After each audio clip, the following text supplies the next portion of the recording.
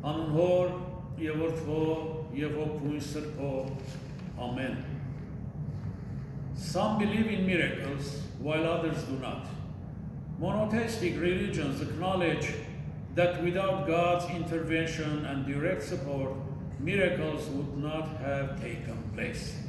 The greatest miracle of them all was the creation of the universe by God, the details of which are known to us from the book of Genesis. There we learn that God simply created everything by commanding it into existence: the sun and the moon, the water and the land, and the wildlife and vegetation. But when God created man, his masterpiece, he gave his own breath unto him. God created man according to his image, who became his representative on earth. And as long as man survives and exists, the miracle of creation remains indestructible and continues with God's providence. There are many examples of miracles in the Old Testament. They include dividing the waters of the Red Sea by the prophet Moses, and the innumerable miracles performed for the Israelites during the 40-year Exodus, the descending of fire from heaven, consuming the sacrifice by the prophet Elijah, the ending of the 3.5-year drought by rain from heaven with the prophet Elijah's prayers, and the list of miracles continues. And in the New Testament, the Son of God, Christ, is presented to us as the champion of miracles. Throughout his ministry, Christ performed a total of 34 miracles, the first of which was to turn water into wine at the wedding of Cana of Galilee, and the last one was the healing of the severed ear of the high priest's servant. The intermediate miracles tell the story of Christ's different healings.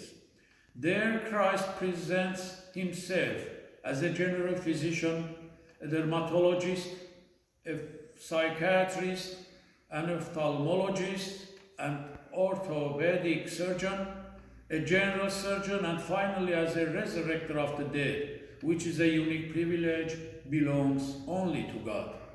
And during our time, the most well-known miracle was the release of oil from the stone cross, Khachkar, placed next to the icon of St. Minas located in the Holy 40 Martyrs Cathedral of Aleppo.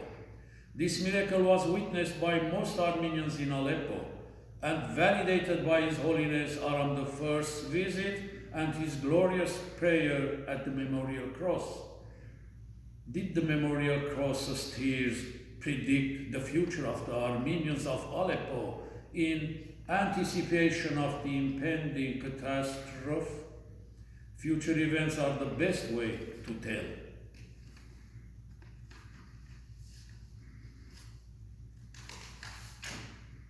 Miracles only occur in people's lives when faith and necessity are met. Sometimes miracles occur with non-believers in order to convert them. Let us recall what happened to the Apostle Paul during his journey to Damascus, when a blinding light shined from heaven, causing Saul to fall to the ground, where he hears a voice saying, "Saul, Saul, why are you persecuting me?" He was blinded for 3 days until he fulfilled whatever God commanded of him.